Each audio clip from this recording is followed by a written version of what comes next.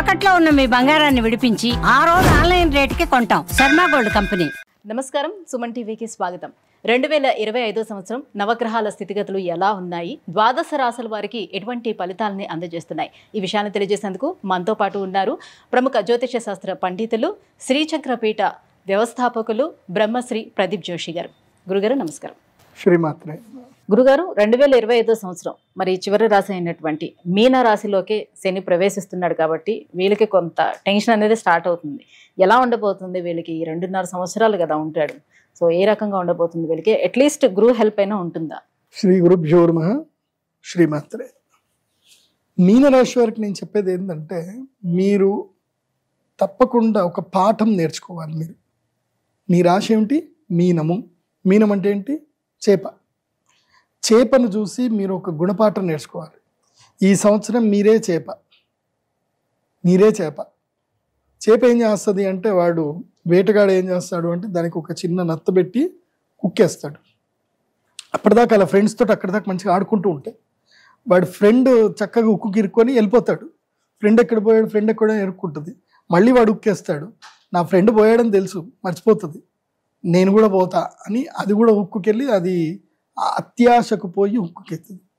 So దీన్ని ఏమంటారు అంటే, దాన్ని ఏమంటారు, హనీ ట్రాపు, తర్వాత హుక్కింగ్, ఇవన్నీ సైబర్ క్రైమ్లో ఒక ఇదన్నమాట. సో దేనికి భయపడకండి, మీరు తప్పు చేయనంతసేపు దేనికి భయపడకండి. బ్లాక్మెయిల్స్ ఎక్కువగా జరుగుతాయి మీన రాశి వాళ్లకు. ముఖ్యంగా హనీ ట్రాప్లకు గురవుతారు. చాలా జాగ్రత్తగా ఉండాలి మీనరాశి వారు. మీనరాశి వాళ్ళకి విపరీతమైన చంచలము. అందులో రేవతి నక్షత్రం వాళ్ళకైతే దండం పెట్టి చెప్తా. మీరైతే రేవతి నక్షత్రం వాళ్ళు ఎంత ప్రశాంతంగా ఉంటే అంత మంచిది. వీళ్ళు నేనే గొప్ప, నేనే ఈగోకి వెళ్ళిపోతారు. వీళ్ళకు ఉన్నంత ఆశ ఇంకోళ్ళకు ఉండదు. రేవతి నక్షత్రం వాళ్ళకి విపరీతమైన ఆశ, కాంక్ష. దాంతో జీవితాలు పాడు చేసుకుంటారు. ఇప్పుడు మాత్రం గుండెల మీద శనొచ్చి కూర్చుంటాడు, కన్నీళ్లు పెట్టిస్తాడు, పక్క పెట్టిస్తాడు మీన రాశి వాళ్ళకి. సో ఎంత కష్టం వచ్చినా నిలబడండి. కానీ నేను చెప్పేది ఏంటంటే, అత్యాశకు వెళ్ళకండి. ఫైనల్గా నేను చెప్పాల్సింది ఏంటంటే, అత్యాశకు వెళ్ళకండి. ఇంత పెడితే అంత వస్తుంది, అంత పెడితే ఇంత వస్తుంది అని మాత్రం దయచేసి వెళ్ళకండి. కావాలంటే మీకు ఒక ఎగ్జాంపుల్ చెప్పాలంటే, సింపుల్ ఎగ్జాంపుల్, ఈ శివపుత్రుడు అని ఒక సినిమా ఉంటుంది. అందులోపల సూర్య హీరోయిన్ లైలా ఉంటుంది అనమాట.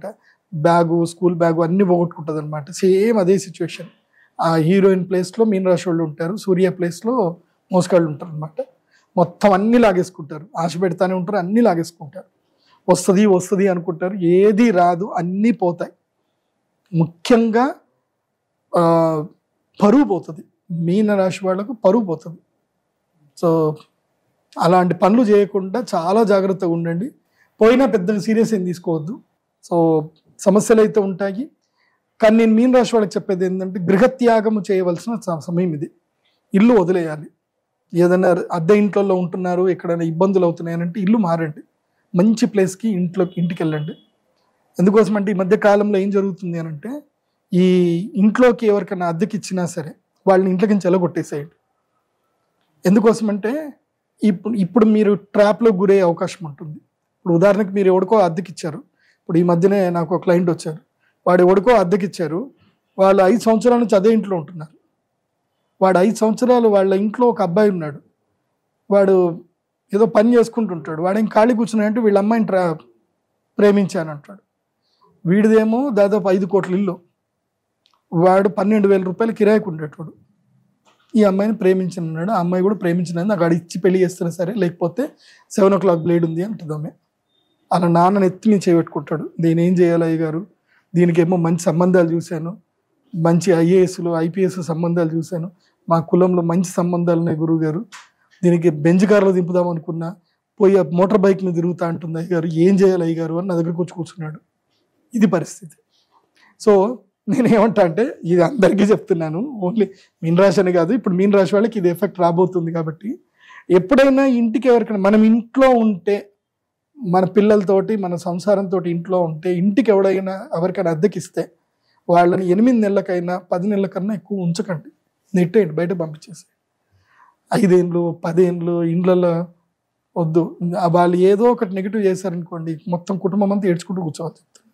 బావా బావా అనుకుంటూ ఇంకా ఇంకా చెప్పాను, ఇంకా ఏం చెప్పాలి, ఇంకా బావా పన్నీరు, బావని పట్టుకొని తన్నీరు అన్నట్టు మొత్తం లాగేస్తారు, అశాంతం లాగేస్తారు. చాలా జాగ్రత్త.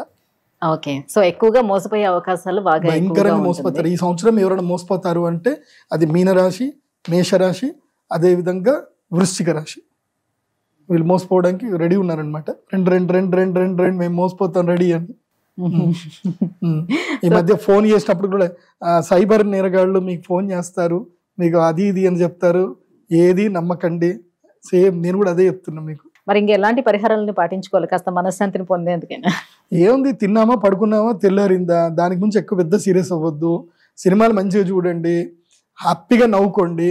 ఓకే, ఎంత వీలైతే అంత నవ్వుకోండి, ఎంత టైంపాస్ చేస్తే అంత టైంపాస్ చేయండి, పని చేయండి. కానీ ఎక్కడ పెట్టుబడులు పెట్టకండి, ఎవరిని నమ్మకండి.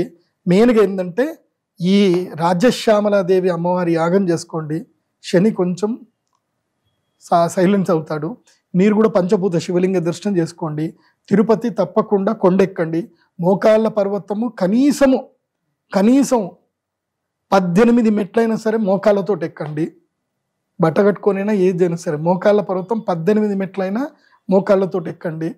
ఆ వెంకటేశ్వర స్వామి దగ్గరికి వెళ్ళండి, అహంకారం వదిలేయండి, తుంబురు తీర్థం వెళ్ళండి, స్నానం చేయండి, ధ్యానం ఎక్కువగా చేయండి. ఇది చేస్తే చాలు. నేను ఇప్పుడు చెప్పేది ఏంటంటే అందరికీ, ద్వాదశ రాశుల వాళ్ళందరికీ చెప్పేది ఏంటంటే, మన అదృష్టము, మనం ఇప్పుడు బతికున్నాము అంటే 144 సంవత్సరాలకు ఒకసారి కుంభమేళ వస్తుంది, మహాకుంభమేళ వస్తుంది ప్రయాగరాజ్లో. కాబట్టి 144 సంవత్సరాలకు వచ్చే మహాకుంభమేళ చాలా అదృష్టవంతమైంది. అక్షయ తృతీయ వరకు శక్తి ఉంటుంది అక్కడ. కాబట్టి జనవరి 13వ తారీఖు మొదలు అక్షయ తృతీయ వరకు, మే వరకు, ఈ మధ్యలో ఎప్పుడైనా సరే వెళ్ళి చక్కగా ప్రయాగరాజులో స్నానం చేసి, అక్కడ ప్రయాగరాజులో చక్కగా మీ యొక్క పితృదేవతలకు వాళ్ళందరికీ పిండ ప్రదానాలు ఏమైనా చేసి, అక్కడ నుంచి అయోధ్య రాముని దర్శనం చేసుకొని, అక్కడ నుంచి కాశీకి వెళ్ళి కాశీ విశ్వేశ్వరుని దర్శనం చేసుకొని ఒక టూర్ వెళ్ళి రండి. అందరు కూడా టూర్ తప్పకుండా వెళ్ళరండి. ఈ సమ్మర్లో వెళ్ళండి, ఎట్లా సమ్మర్ ఖాళీ ఉంటుంది కాబట్టి. ఎగ్జామ్స్ అయిపోయిన తర్వాత అందరు కూడా తప్పకుండా వెళ్ళండి. కొంచెం క్రౌడ్ ఎక్కువగా ఉన్నప్పుడు వెళ్ళకండి. ఏదో మళ్ళీ ఈ మధ్యనే చూసాం స్టాంపేడ్స్ అయ్యాయి, అక్కడైతే భయంకరంగా క్రౌడ్ ఉంటుంది. కాబట్టి చాలా జాగ్రత్తగా వెళ్ళండి. ప్రయాగ్రాజ్లో దాదాపు ఒక 50 కిలోమీటర్ల వరకు మొత్తం పుష్కర ఘాట్లే అన్నీ కూడా. కాబట్టి ఎక్కడ అనుకూలం ఉంటే అక్కడ పుష్కర స్నానం చేయండి, జాగ్రత్తగా వెళ్ళి రండి.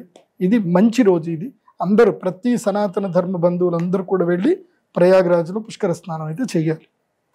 గురుగారు, ఈ 2025 సంవత్సరం మీనరాశి వారికి ఎలా ఉండబోతుంది, ఎలాంటి పరిహారాలని పాటించుకుంటే బాగుంటుంది, విషయం తెలియజేసినందుకు ధన్యవాదాలు. శ్రీమాత్రే నమః.